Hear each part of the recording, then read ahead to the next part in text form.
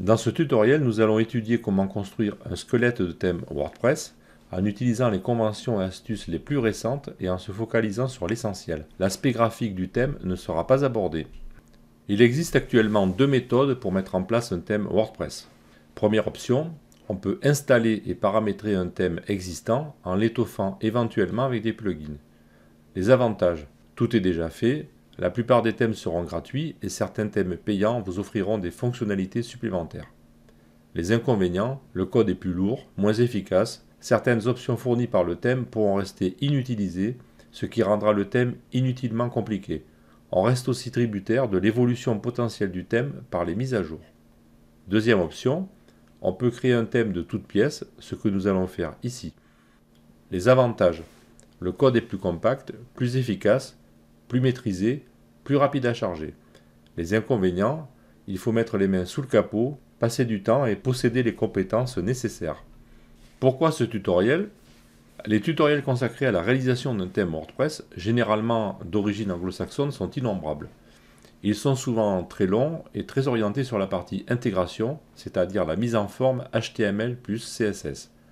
Et bien souvent, les gens qui se lancent dans la création d'un thème ou bien qui s'investissent dans WordPress possèdent déjà des compétences en intégration.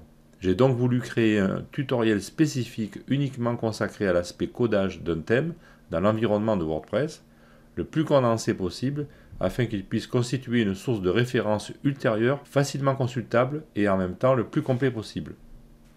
Le déroulement de ce tutoriel. On va montrer toutes les étapes qui se succèdent dans la fabrication d'un thème WordPress.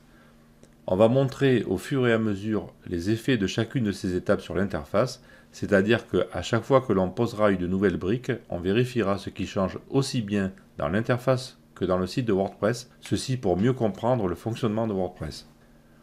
On se focalisera uniquement sur la structure du thème, l'aspect esthétique du thème ne sera donc pas abordé afin de rendre le tutoriel plus compact. À qui va s'adresser ce tutoriel? Principalement à des développeurs web qui ont déjà une expérience en intégration, HTML, CSS et JavaScript, qui ont déjà des connaissances en PHP et une petite expérience de WordPress. Des développeurs ayant déjà conçu des thèmes WordPress pourront aussi trouver un intérêt dans ce tutoriel et découvrir éventuellement certaines pratiques ou astuces. Les outils et utilitaires employés dans le tutoriel. Nous allons travailler principalement dans l'éditeur de texte Sublime version 2. Le site de test sera installé en local avec un serveur WAMP. Nous connecterons le framework Bootstrap 3 afin de réaliser une mise en page très sommaire. Et nous connecterons la librairie jQuery. Finalement, quels sont les prérequis pour suivre ce tutoriel?